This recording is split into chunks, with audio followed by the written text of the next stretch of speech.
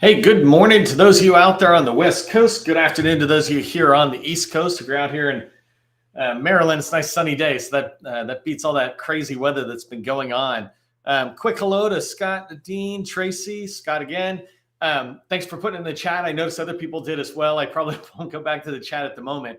By the way, if you put comments in there, I definitely come back. I'm just running around, sometimes with my head cut off, and I'm getting to it.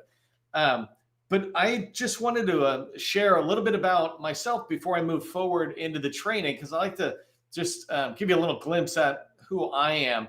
And today, I was just going to share something that's just popping in my head, is that I've had a lot of experience in the government contracting world as a business owner, going after prime contracts and subcontracting, but going after contracts in different agencies.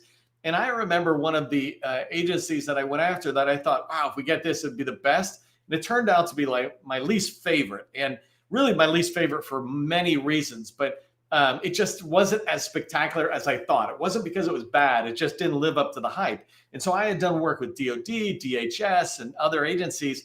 But when I went after the White House, it was like, wow, going after the White House. We got pursued the White House, got a contract with the White House with the Executive Office of the President.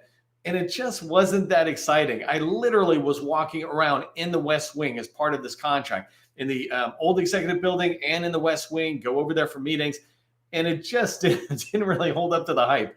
Actually, the hype for me was just the idea of the institution of this country and being in there. But, when you get into some different customers, it's not quite the same. But so I've worked in the White House.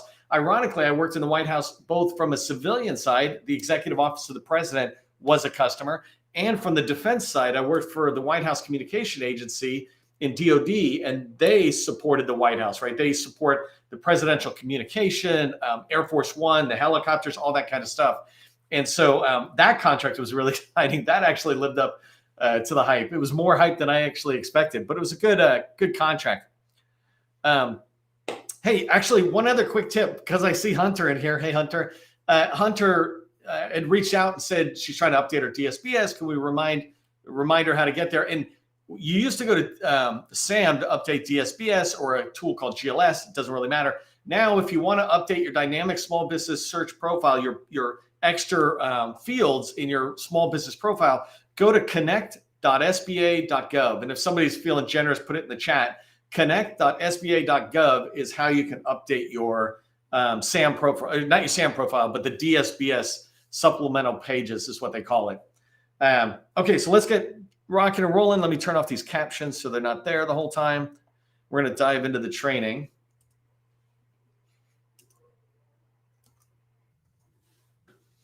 Okay, so in today's training, I want to talk to you about finding opportunities. And really the whole purpose of finding opportunities is so that we can get sales. Opportunities leads to sales.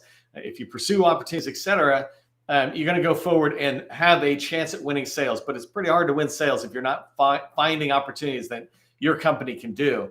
And if you don't have a sales pipeline, whatever that is, that could be a spreadsheet. I don't care about the tools. But if you don't have a list of opportunities you're trying to pursue, which is basically a sales pipeline, if you don't have that populated with slam dunk opportunities, then you're never going to hit your revenue goals, right? As you move forward, you're just going to be struggling to hit revenue goals. And by the way, I say slam dunk opportunities. And what I mean are opportunities you feel like your company could do a great job, not opportunities you feel like you can respond to, but opportunities you've done the work and you have the experience and you know you can go after it. The other thing is if you're not pursuing these opportunities, so if you don't have them in a spreadsheet or a formal sales pipeline tool, if you don't have a sales pipeline and opportunities in there that you can pursue, then you're not doing sales in my mind, because you're just responding to opportunities instead of pursuing opportunities and try to shape them in a way that you can win and learn more about them. If all you're doing is seeing an opportunity and responding, really to me, that's more like quoting than actual sales. And you really want to double down on sales. And sales means finding opportunities in the out years and then going after it. So let's talk about finding federal opportunities. And I'm going to dive down pretty deep. We're going to cover a lot of stuff. And so first thing I would just want to talk about today, I just want to remind us how important it is to have a clear, focused offer. When you're doing sales, when you're talking to people, or when you're looking for opportunities like we're going to talk about today, you need to have a clear, focused offer. And so I want to really dive down into that. And then I want to talk about the 3 different ways that you can make money within the federal market. There isn't just one way. There's 3 distinct revenue streams. And I want to just make sure that you're tracking on all 3 of those. Then as we move into the 3rd bullet, we're going to talk about where to find opportunities. I got 10 or 11 different ways you can find opportunities. And actually, there's a lot of different ways. I just combined them and smushed them together to make 11 bullets. And if we have enough time, I'm going to give you a tip on how to never miss an opportunity that you really want to go after, right? So never miss an opportunity. If not, you just take a screen grab at the end. If you don't know who I am, my name is Neil McDonald. I'm the president of the GovCon Chamber of Commerce, and I want to welcome you to my federal sales training, where I provide tips for success in the federal market. I spent 20 years as a small business owner in the federal market, and since 2018, I've been teaching people like you that government contracting is not a secret. It's just a process. When we follow the process A to Z, we have repeatable, predictable results. And that's what I want for you and for your company, for you to be able to have predictable and repeatable success. If you haven't done so already, do me a favor and subscribe to the Government Contracting Success newsletter. This is my newsletter where I share a ton of information. If you value this training and learning more about government contracting, I just go full on in that newsletter with things that help you around federal sales. On the right-hand side, you see this little red box if you're looking at my screen. First, I want to say thank you for registering for today's training. If you did that, I really appreciate it. It's kind of an easy thank you to me, because when you do that, it lets your network know that you valued this training enough that you registered for it. And it also lets LinkedIn push that out further, as well as remind you that the event's coming up. And then the last thing I was going to ask is that as you come into these trainings, after you've been here, 2, 5, 10, 50 times, right? I've done over 400 of these in a row in the last 2 years. Invite others, invite other colleagues or teammates that you know, invite them into the training, because you're helping us build the network. And if everybody is inviting other people in, we build up a bigger and bigger network that in the chat, you can engage and find people that you can take the relationship offline and grow that relationship. Okay, so let's begin with why a clear, focused offer is vital. When you're trying to pursue opportunities and identify opportunities, find opportunities, it's really important that you have a clear, focused offer.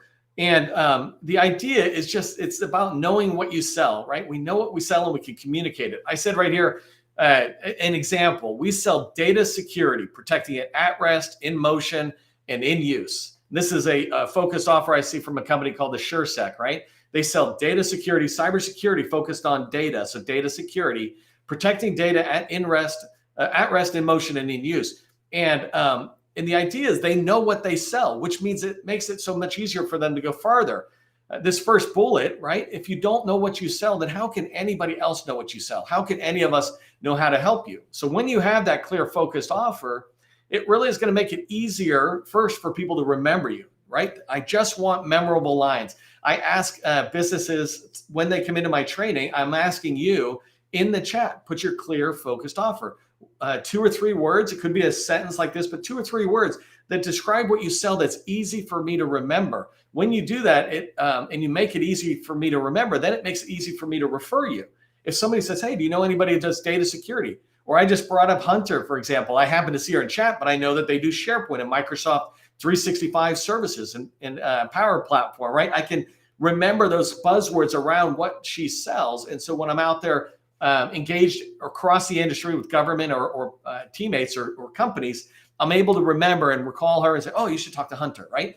And the other thing is it aligns the people in your company, your team, around what you offer. I see too many people going in many different directions in a company because they all have their own versions of what we sell, right? People in your company, one person might say it this way, another might say it this way. And when they say it this way, they're thinking maybe they're aligned, but they're not. They're beginning to pull you farther and farther away from what your clear, focused offer is or your core competency. So make sure you have that written down. It's clear, and then align your team to that. Related to today's training, the second to last bullet, right? When you have a clear, focused offer, it makes it so much easier to go find opportunities. If you're looking in at hundreds of opportunities, how do you know which ones are a fit for you? Well, you need to know what you sell. And then you need that to be a clear, focused offer, because what you sell at a high level tells you, aligns with maybe an opportunities title. But when you look at the description of the work, your clear, focused offer will align in there or not, and make it so much easier for you to find opportunities to get into your pipeline. When you have a clear focused offer and you pursue the right opportunities because of that offer, then you'll be able to write responses to RFIs, sources sought, or RFPs so much faster and, more importantly, so much more impressively.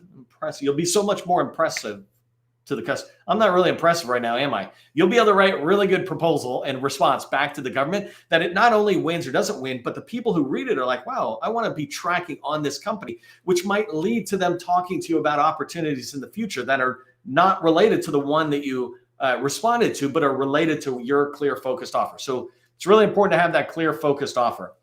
All right, so as we move forward into the opportunities and talking about finding opportunities, I just wanted to stop and make sure you understood that there's 3 ways to get to the federal dollars and the federal opportunities, right?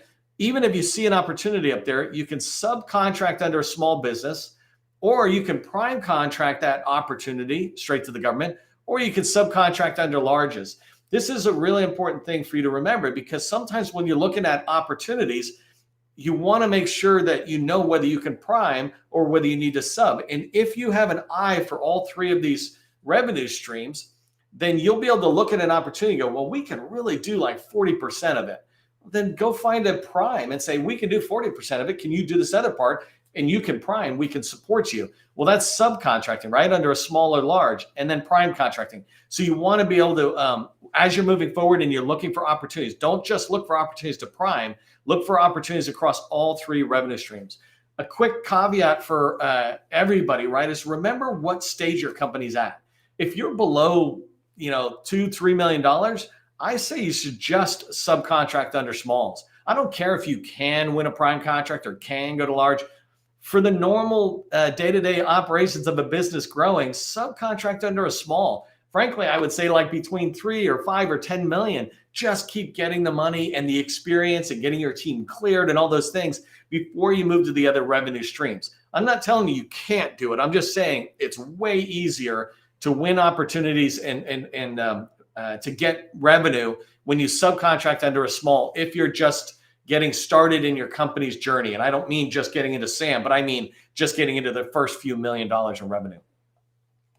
Okay, so let's have some fun around where to find these opportunities, right? And there's 11 that I'm going to go through. And I already mentioned that they're kind of filled in there. I'm just making sure on a quick AV check. So these opportunities, I'm going to go through and I'm going to watch my time because I want to save enough time for the last slide. But the idea of these opportunities as you go forward, I tried to put them in the order that I might suggest you look at it, but really you can go in particular any order.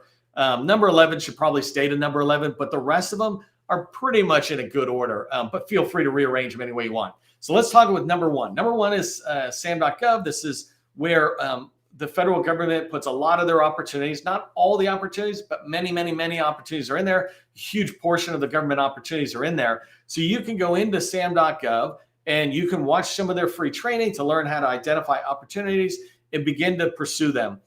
When you look at SAM, you can look at 2 main notices for future opportunities. One is sources sought type notice, which will be sources sought and RFIs. And the other is solicitation and related type things. Watch the training. But the solicitations, you can look at those. The RFPs dropped or about to drop, right? And so that's something you can look at. The other thing you can find in SAM is you can find awarded contracts. And there'll be several ways I'll talk about this. But SAM also lists many of the awarded contracts. And you can go in and learn about opportunities that were awarded. And let's say I might go back 3 or 4 years to see opportunities that were awarded 4 years ago that match my clear focused offer. And theoretically, they're getting ready to expire, which means they're getting ready to recompete. So there's 3 different things you can get out of SAM. The sources sought or market research opportunities, the ones that are in the early phase, the RFPs that are dropping or about to drop, right? There's a little notice ahead of time, and then awarded contracts. Number 2, going along with these awarded contracts, are FPDS and USA spending.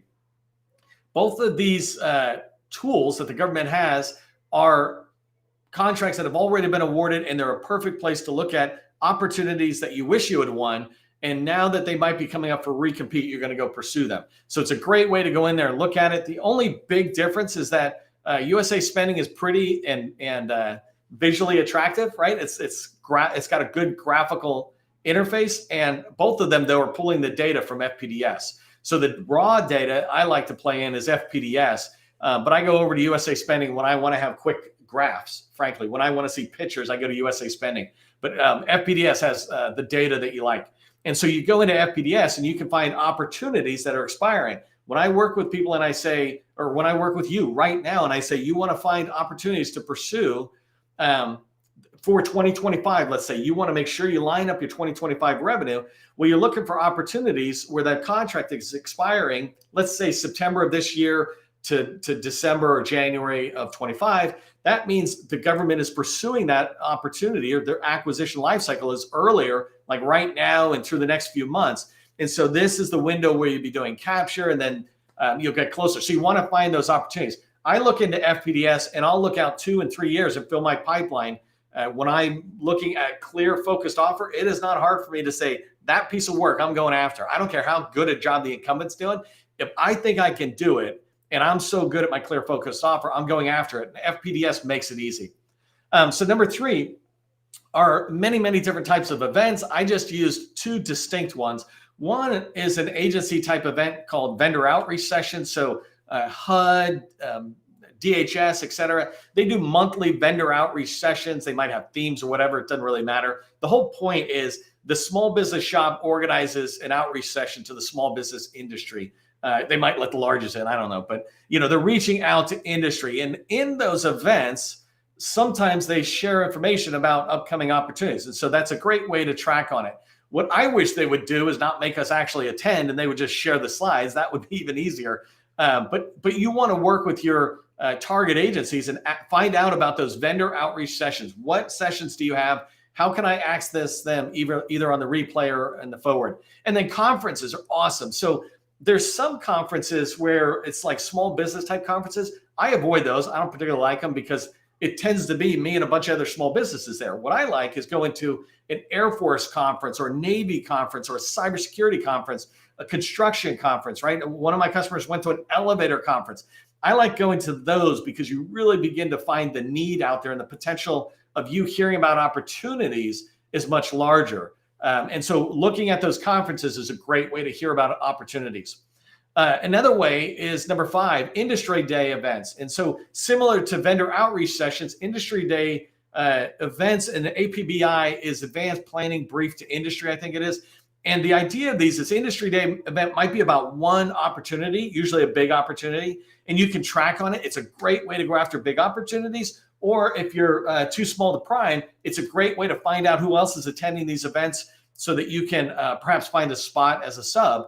And then APBIs, these tend to be around multiple areas. And so I put out multiple decks where, let's say PEO EIS out of the Army, it's a program executive office. They'll do an event and they have all these different product subordinate offices, right? And each one of them have their own year or need. And in an APBI, you'll see 3 or 4 or 5 slides for each one of these subordinate offices where they talk about the challenges, their needs, and upcoming opportunities. And they might list like 4 or 5 opportunities. So in a big APBI, you might see 100 different opportunities that might not be anywhere else at the moment, or might be harder to see as organized as they put together. So advanced planning brief to industries, you want to find out in your target agency, are you doing that? Are you guys putting those out? Number 5, PTAX. I know they have another name now. They have 2 things that you really want to track on for hearing about and finding opportunities, right? One is a referral. Sometimes the government contacts the local PTAC. I saw this, for example, in Oklahoma, Tinker Air Force Base, I think it is, reaches out to the local PTAC saying, we're trying to find small businesses. Do you know of any? And the PTACs, because they have clients, will sit there and say, oh yeah, we know a handful. Let me put the word out to our clients. And so I always say you should treat your PTAC counselor as a informal advisor to your company. You should be meeting with them on a regular basis. Once every month, you should touch base, whether you see them or you call them or you send an email, just staying on the radar, et cetera. But you want to be able to do that. I put in red here, if you're noticing it's red and it's bolded, because anything on here that's red costs. Everything else is free. So almost everything I'm telling you about costs no money. It costs sweat equity, but no money. But there's something called bid match that they do that you can sign up and they'll send you a bunch of bids. I don't know if every PTAC charges for it, but when I was preparing for the training, it really surprised me that Maryland PTAC charges for this $150 or something. What are you doing charging for this? But either way, they have these tools. $150 is nothing if you're in business. So this bid match, though, they'll help you organize around your clear focused offer and try to send you digest or email alerts about opportunities they think you might be interested in and aligning to your clear focused offer. Number 6, it's my all-time favorite way of hearing about opportunities, frankly, is building relationships with other contractors. Could be small businesses or large businesses. But when you build relationships out there, and I always say you should have at least 16 in the industry that are strategic relationships, it's as if you got 16 colleagues who are business developers out there hearing about opportunities and bringing it back to you. And so having those kind of relationships, when you hear about an opportunity, you can bring it back to those people, and when they're hearing about it. So it's awesome. I work with people, many people right now, and I watch them trade opportunities back and forth and then go, oh yeah, let's pursue this together. So sometimes it's like, I know this will be you. It's not really us. Other times it's like, hey, why don't we team, right? But build relationships in number 6 with other contractors. And it's a great way to hear about opportunities, pushed to you is what we call it. Number 7, contract vehicles. And so there's 2 types of contract vehicles, ones you have and ones you don't have. And so the ones you have, you should know this, that you can go in and you'll be in a portal or it's an email push to you. But one way or another, you're going to hear about the opportunities that are in there. So like Seaport Next Gen, they have their own portal, and you can go in there as a prime contractor and look at the opportunities. Same thing with eBuy and all these others. There's hundreds of thousands of contract vehicles. A lot of us sometimes get fixated on the top 50 or something, but there's a lot of contract vehicles out there. So paying attention to which ones are being used in your target agency and for what you sell, and together with number 6, that your teammates or potential teammates are using or have, that's a big deal. The other thing to keep in mind, if you're a small business and you're not on the contract as a, number 7 here, you're not on the contract vehicle as a prime contract holder, Seaport Next Gen, if I just use that as an example, that's the Navy, a big Navy contract vehicle that's used within the Navy. Any one of the prime contract holders can add you into the portal. So then you're seeing real time what's inside that portal. And the beauty of that is sometimes the prime's not tracking as well, but if you see it and you like it, you can go right back to them and say, hey, I saw this opportunity. Can we pursue it? So contract vehicles is a great way to find out about opportunities, because remember I said SAM.gov, not everything goes into SAM. Many of these contract vehicles don't push their information out to SAM, right? They'll end up in FPDS at some point, but they don't go into SAM. And so you want to be finding additional ways of seeing opportunities before they actually come out there. Number 8 is an agency one, long range acquisition forecast. So every agency is different, but theoretically they're supposed to be putting out a spreadsheet or some tool that tells us their long range forecast of opportunities. So DHS has a tool. It's a really good application. You go in. When I say really good, what I like best about it is how easy it is to use and how standardized it is.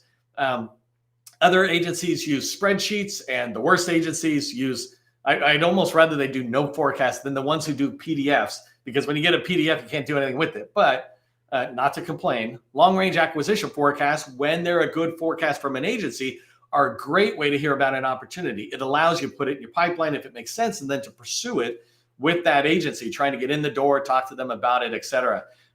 For number 8, if you haven't done this, go check out on my LinkedIn profile, on my featured section. I think the second featured item on my profile is the long range acquisition forecast list that we put out. And so I think it has 100 agency long range acquisition forecast links. And so go take a look at it.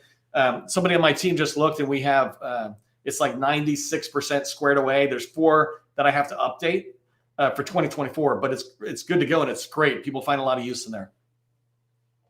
Number 9, going with this idea of having relationships, is you want to have agency relationships. A great way to hear about opportunities is to be inside the wire, to be inside a program office, to be inside with a contracting officer, to be inside with a small business specialist. Having these relationships inside of an agency, where in a relationship is not just the person's name and sometimes you see them or something. It's making a point of maintaining that relationship, staying on the radar is what I call it, right? And so they're aware of what you sell. And when you have a clear, focused offer, it's easy to understand. They probably have your capability statement there because you have met once. So agency relationships, number 9, if you develop them and then begin to maintain them, they will tell you about opportunities. They'll tell you about RFIs and sources sought before they even come out. Hey, you should watch next month, right? They're not giving you inside secrets. They're just telling you, we're going to be submitting an RFI. You should respond, right? They're not giving you any advantage. They're just, the only advantage that you're getting is because you're in there and they know who you are and they want to have industry respond and you're in the industry. There's a lot of training I've done in the past couple of years where I talk about how to start relationships and how to build relationships. So go check that out if you're kind of newer to the game. But you can get inside the wire, inside of the government buyers, these different people I had talked about, and get them to share those opportunities with you. Number 10, so now we're starting to reach out to the SBA. The Small Business Administration has regional offices and district offices. And inside the district office, this is a great group of people who are kind of quasi small business specialists, but small business professionals for sure. And they're trying to make sure that the SBA's mission of helping small businesses is happening. So they're the ones in the field executing. And these people are awesome. And so get a relationship, get in there and build a relationship. Just like with a PTAC counselor, you want to begin to build relationships within the SBA where some of these people are like your unofficial board of advisors. You touch base with them every month or two, pretty quick calls. You hear them give you advice, you do something. There's 2 people in particular I really want you to pay attention to in there. One person, their role is called the Procurement Center Representative, or PCRs. In a very short summary, their job is to do oversight over agencies, a certain set of agencies, to make sure anything that could go small does. And so if the agency's trying to push it to full and open, these are the people who basically are doing oversight on that. The reason they're a great one for potentially finding out about opportunities is if they know who you are and they know who your target agency is, right? If they see some of this coming, they can say, hey, here's an opportunity coming out. You should be checking it out if you're not doing it already, right? That's one. And then the other one, BOSS, is Business Opportunity Specialist. And these people primarily manage the 8A program. So if you're an 8A company, you should definitely be working with them. They should be like your advisor, your business developer advisor. They should not just be a compliant person, like where you have to go and be compliant to them, et cetera. But they're a great one to be able to hear about opportunities and perhaps learn from them. And the last one is just subscriptions. There's a lot of subscription tools out there. I've always been a pretty big fan of GovWin for opportunities because there's just so much information and they're doing a lot of calls.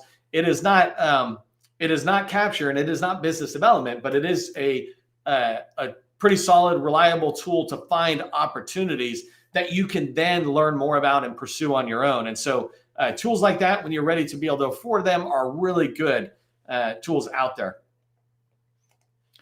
Okay, so the last thing, just really quick on this tip, because I only have a short amount of time, is when I talk about how to never miss an opportunity, I'm meaning in your target agency. So I got a customer who's at Commerce, and they never want to miss an opportunity in this particular agency within Commerce. Well, make sure you focus on the agency. Make sure you build 8 strategic relationships within that agency with the program office and the contracting officers who work with that program office.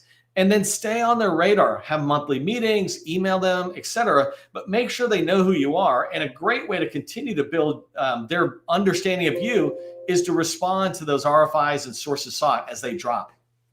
Okay, here's what I want you to remember from today is, first off, just make sure you and your colleagues know what your company's clear focused offer is, right? And then choose 1 or 3 of those revenue streams I talked about to begin to find opportunities within there or align opportunities to each one of those streams.